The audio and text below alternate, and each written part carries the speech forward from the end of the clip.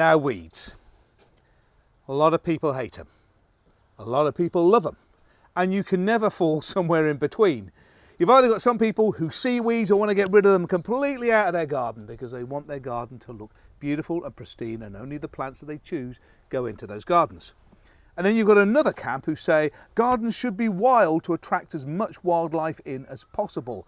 And these two completely separate groups do not agree in any point, but there is a halfway where you can effectively still weed the garden and control your weeds whilst allowing some more wildlife areas within your garden for the beneficial insects.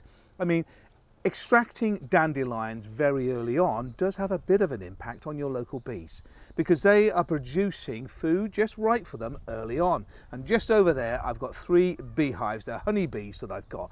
But in addition to that, in my garden, I've also got solitary bees, a whole host of others, and bumblebees too.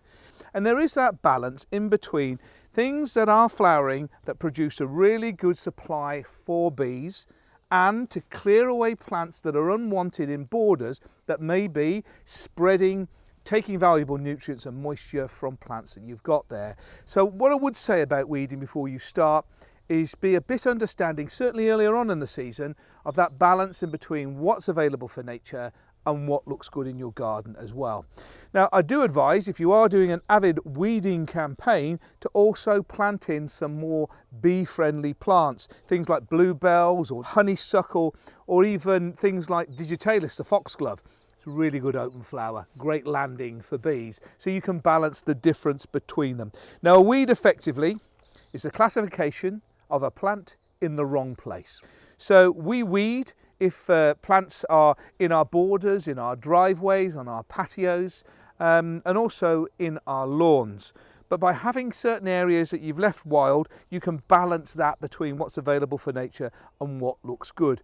Now, the best thing to do is to weed by hand. Firstly, is controlling annual weeds. Something like this little one here, this is bittercress. Yeah, it's flowering already, look at that. Those flowers turn into seeds and it goes into quite a tall plant. And if you knock the plant when it's producing seed, pew, pew, pew, it shoots them off in all directions. Watch your eyes. And we always say, 1 year seeding, 7 years weeding with this one. So invariably you chop the top off these. You can either do it with a little hand cutter like this that clears it, or more usual is a hoe. Many different types of hoe. This is a Dutch hoe.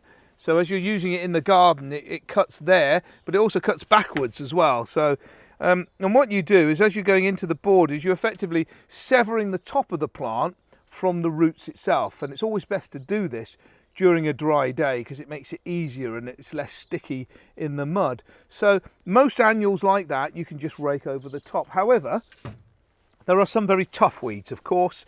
What have we got here that's tough? Things like the nettle, look at that, because they sprout everywhere and the roots are still in the ground. What else have we got that's really growing? Things like this, here we are, here's a classic example. There's a taproot here. Things like thistles and things like dandelions, they have this. So if you chop the top off, it just keeps growing back, and likewise with grass and the like. And with these, it's always best to dig completely out.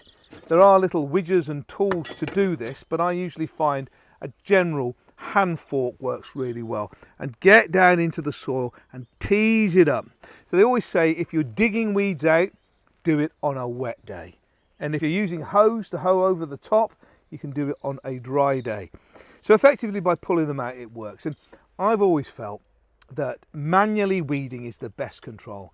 Some people also put black polythene over the top of an area that they're going to turn into a border and leave that for about 6 months or so, and the lack of light kills all the plant life underneath.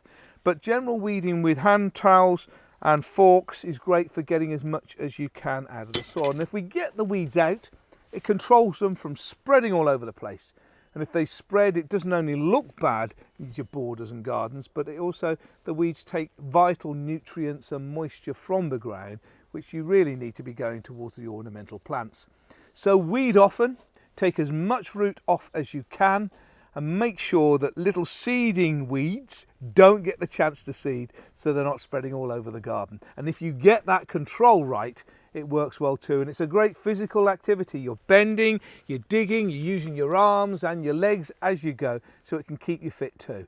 But in this day and age where we have a better understanding of wildlife, there is a balance, a dichotomy really, in between weeding to make the garden look good and leaving some areas a little bit wild for the wildlife.